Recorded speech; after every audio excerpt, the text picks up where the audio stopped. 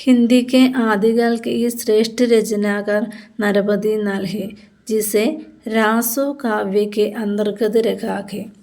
അത് നമുക്കറിയാം, ആദ്യകാലത്തിലെ ശ്രേഷ്ഠനായ രചനാകാരാണ് നരപതി നാല് എന്ന് നമുക്കറിയാം.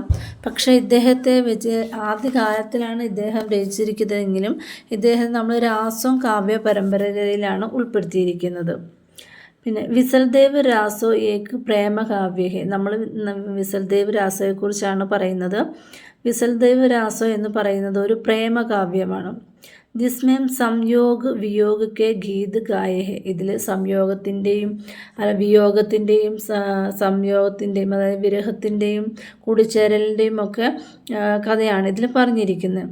ഇസ് കൃതി മീം അജ്മേർ കെ ചൗഹാൻ രാജ വിഗ്രഹ രാജ.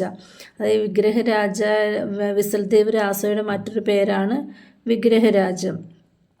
തഥാ ഭോജ് പരമാർ കി പുത്രി രാജമതി കെ വിവാഹം. അതായത് ഇത് നായികയുടെ പേരാണ് രാജമതി.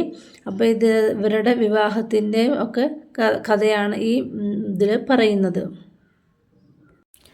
നമ്മുടെ കഥയിലെ നായികയായ രാജമതി എന്ന് പറയുന്നത് കുറച്ച് സംസാരത്തിൽ കുറച്ച് മൂർച്ചയുള്ള വാക്കുകൾ, അതായത് കുറച്ച് നാക്ക് സാമർഥ്യമുള്ളതെന്നൊക്കെ നമ്മൾ നാട്ടുഭാഷയിൽ പറയില്ലേ, അതേപോലെ കുറച്ച് സാമർഥ്യമുള്ളൊരു നായികയായിരുന്നു. അങ്ങനെ ഈ നായികയുടെ സംസാരമൊന്നും ഇദ്ദേഹത്തെ ഇഷ്ടപ്പെടാതിരുന്ന വിസൽദേവ് രാസോ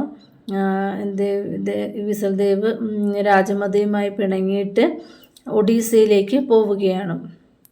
തഥാ 12 വർഷത്തേക്ക് ലൗട്ട്കർ നഹി ആത്ത. 12 വർഷമായിട്ടും അദ്ദേഹം തിരിച്ചു വന്നില്ല. രാജമതിയോട് പിണങ്ങിപ്പോയി വിസൽദേവ് അങ്ങനെ തിരിച്ചു വരാൻ തയ്യാറായില്ല. പതി കെ വിയോഗ കെ ഉത്പന്ന ദുഃഖിത റാണി ഏക് പണ്ഡിത ദ്വാര അപ്പനെ പതി വിസൽദേവ് കോ സന്ദേശ് ഭേജ്. അങ്ങനെ ഇങ്ങനെ പണ്ഡിതൻ മുഖേന ഒരു നമ്മൾ പറയില്ലേ സന്ദേശം അയക്കുക, അങ്ങനെ ഒരു സന്ദേശം അയക്കുകയാണ് ചെയ്യുന്നത്. അങ്ങനെ അദ്ദേഹം അവസാനം വിസൽദേവ് കെ ലൗട്ട് ആനെ പർ ദോനോ കാ പുനർനിർമ്മൽ ഹോ ജാത്ത. അത് ഇദ്ദേഹം തിരിച്ചു വരികയാണ്. അങ്ങനെ ഇവർ തമ്മിൽ സംഗമിക്കുകയാണ് ചെയ്യുന്നത്. സമ്പൂർണ്ണ കഥ ഇതിനകത്ത് ഏകദേശം 120 ചന്ത് ഓർ ചാരോ ഖണ്ഡോമേ വിഭക്തി. അതായത് 120 ചന്തുകളിലായിട്ട് 4 ഭാഗങ്ങളായിട്ടാണ് വിസൽദേവ് രാസോ രചിച്ചിരിക്കുന്നത് എന്നാണ് പറയുന്നത്. വിസൽദേവ് രാസോ में श्रृंगार रस के संयोग और वियोग दोनों पक्षों का बड़ा ही सुंदर एवं ഹൃദയഗ്രാഹി വർണ്ണൻ കവിനെ പ്രസ്തുതി. നമ്മൾ മുമ്പേ പറഞ്ഞു, ഇത് വിസൽദേവ് രാസോ എന്ന് പറയുന്നത് ഇതൊരു വിയോഗത്തിൻ്റെയും സംയോഗത്തിൻ്റെയും ഒക്കെ ഒരു കഥയാണ്. പ്രേമസുന്ദര കാവ്യമാണ്, ശൃംഗാര കാവ്യമാണ് എന്നൊക്കെ നമ്മൾ പറഞ്ഞു.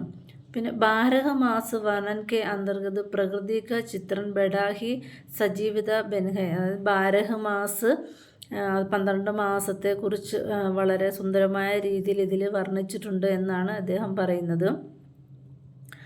അതുപോലെ തന്നെ വിരഹ കാവ്യ ഹോനെ കെ കാരൻ വിസൽദേവ് രാസോ में संयोग के മാംസളതാപൂർണ്ണ ചിന്തോം കാ പ്രായ അഭാവ് ഹെ.